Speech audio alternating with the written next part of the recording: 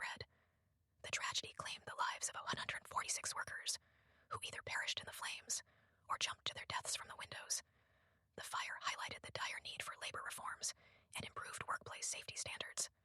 Public outrage over the incident spurred significant changes in labor laws, leading to the establishment of more stringent fire safety regulations and the formation of the Occupational Safety and Health Administration, OSHA. The Triangle Shirtwaist Factory fire serves as a stark reminder of the cost of neglecting